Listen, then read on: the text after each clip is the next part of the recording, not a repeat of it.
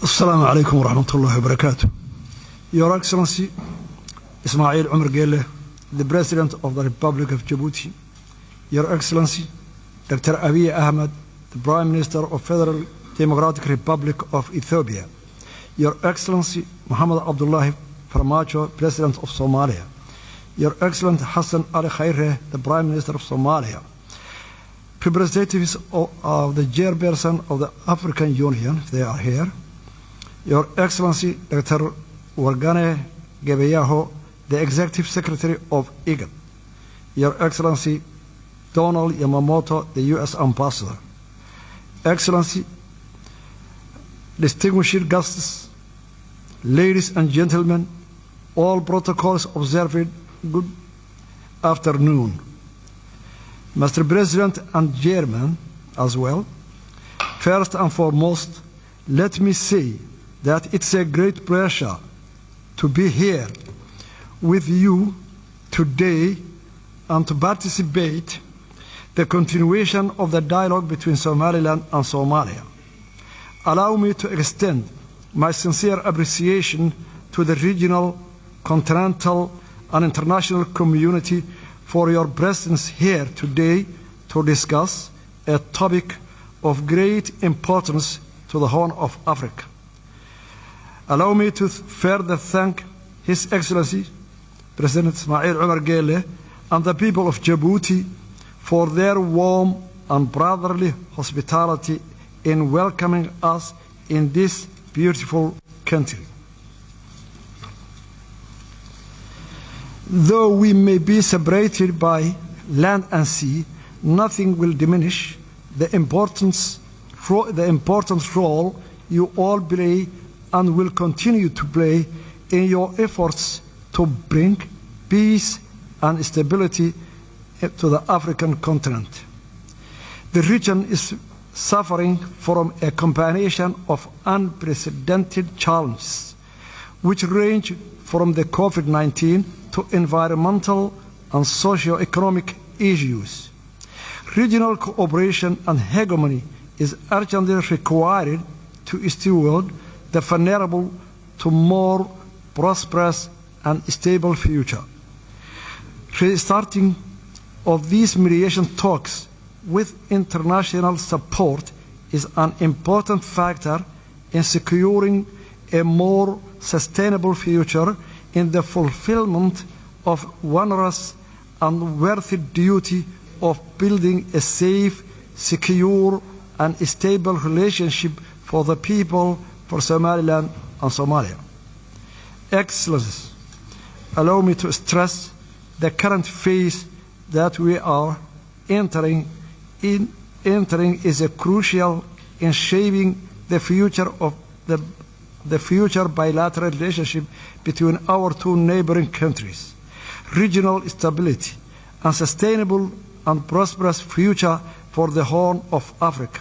However daunting or important such a task is, I remain confident and optimistic that through our and your attention, commitment, hard work, and dedication, we will be able to contribute to the peace and security landscape across the continent of Africa. Excellencies, allow me to present a brief historical background on how we got to where we are today. Republic of Somaliland received its independence from the United Kingdom 26 June 1960. Notification of that independence was duly registered with the United Nations, and 35 countries recognized Somaliland. Somaliland voluntarily united with Somalia 1st July 1960 to form the Somali Republic. The union was not legally binding, as the Act of Union was never formally signed. Therefore, the unification effort fell short of the requirements mandated by domestic and international law. From the beginning, the union malfunctioned as Somaliland people were hugely oppressed. The people of Somaliland expressed their displeasure with the Union by overwhelming voting against the new constitution in the referendum held in 1961 and followed full-scale struggle against the Somali Republic. The result in the collapse of Somali Republic in 1991 and the restoration of the independence of the Republic of Somaliland 18 May 1991. Since restoring our independence, Somaliland, with its scarce resources and with limited international support, has embarked on a steady, incremental, and progressive agenda of conflict resolution, peace building, and state building, and established good governance and functioning government institutions. We conducted a constitutional referendum in which 97% of Somalilanders voted to support the constitution and the independence. Somaliland, during that period, has made rounds of multi-party free and fair elections, including 3 rounds of presidential elections, 2 rounds of local council elections, and a parliamentary election. Republic of Somaliland has created a conducive environment that enabled a thriving private sector and an inflow of international investment. Somaliland has played an important role in the peace and security of the region and has been a reliable partner in the fight against terrorism, piracy, human trafficking, money laundering, and other forms of organized crimes. Unfortunately, instead of appreciating all those efforts and contributions made by the Somaliland people for the last 30 years, Somalia was in a constant war against the development of Somaliland, economically, security, investment, and this deepened the mistrust and animosity between the two countries. Ever since Somaliland entered hastily into a voluntary union with Somalia, the Somaliland people has been at the receiving end of injustice, discrimination, and state-sponsored genocide at the hands of the Somali government. Evidence of the widespread war crimes committed against the people of Somaliland has been fully documented by the United Nations Special Rapporteur for Human Rights and forensic team from Physicians for Human Rights and Somaliland War Crime Commission. The acts of genocide perpetrated by the Siad Barre regime and are memorialized in more than 200 mass graves in our country. The mass graves, which are still being unearthed, will forever testify to the crimes against humanity committed by the government of Somalia against the people of Somaliland. Therefore, in approaching this present situation in Somaliland and Somalia, it's necessary to have a proper regard to the past and learn lessons from it. The legacy of the oppression against the people of Somaliland cannot be easily swept away. Rather, they must be acknowledged and taken into account when considering Somaliland people's rights to self-determination and independence. The case for Somaliland independence is not unique. This fact is also acknowledged by the African Union mission to Somaliland in 2005. That concluded the situation was sufficiently unique and self-justified in African political history, that the case should not be linked to the notion of Pandora's box. It recommended that the African Union should find a special method of dealing with this outstanding case at the earliest possible date.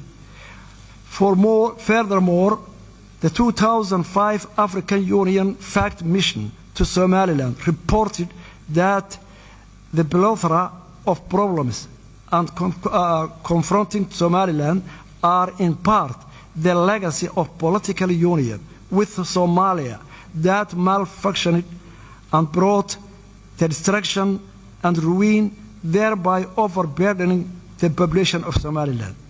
Somaliland's claim to independence depends on part its circumstances, including the brief but legal period of independence in 1960. It claims to recognize international borders relating to that period, as can be summarized from the Somaliland's case, unique and demands unique solution.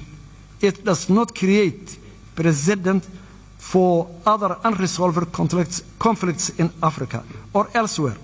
Somaliland's legal case for independence is the conformity with the international law.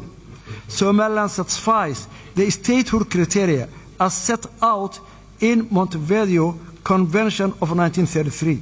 Somaliland fulfills the conditions set out in Article 4P of the Constitutive Act of the African Union, which enshrines respect of borders existing on the achievement of independence, since Somaliland borders correspond to those received upon independence from the Great Britain.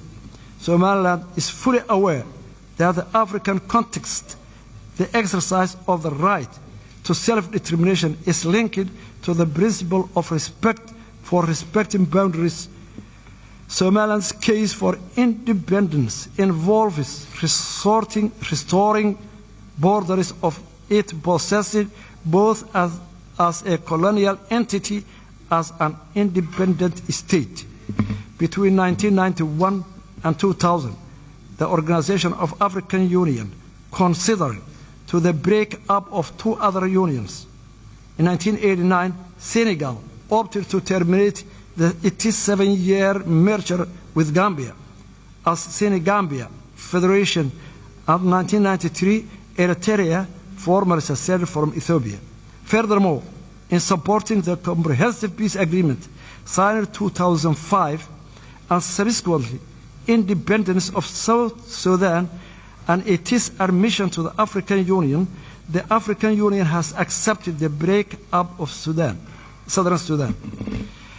The International Court of Justice, in its legal opinion on Kosovo, declared in 10-4 vote that the declaration of independence of Kosovo of the 17th February 2008 did not violate general international law, because the international law provides no prohibition on declaration of independence. Furthermore, the Arbitration Commission of Peace Conference to Yugoslavia produced a series of opinions on the validity of new states' claim to independence and conditions for recognition. The Commission determined, inter alia, the break-up of Yugoslavia was a case of dissolution rather than cession. Somaliland's pursuit of independence is not a case of cession, but rather dissolution of voluntary union between independent states. A number of African Union member states are also the product of failed union. Mali, Senegal, Gambia, and Egypt have all withdrawn from unions with their borders intact. The African Union has also accepted the independence of territories never previously enjoyed full sovereignty. Following the failure of the unity government, Republic of Somaliland exercised its inherent right to self-determination, which are consistent with the preamble of the United Nations 1948 Universal Declaration of Human Rights. Somaliland has long argued that Somali Republic was two united countries. the failure of the unity government provided adequate ground to the restoration of our independence. We believe in that the key to sustainable and peaceful future lies in the honest and sincere dialogue between Somaliland and Somalia under the auspices of neutral and impartial international mediation mechanism and a guarantor. Somaliland remains committed to peaceful coexistence with Somalia. However, Somaliland insists in that the dialogue should be a two-state process with a substantive agenda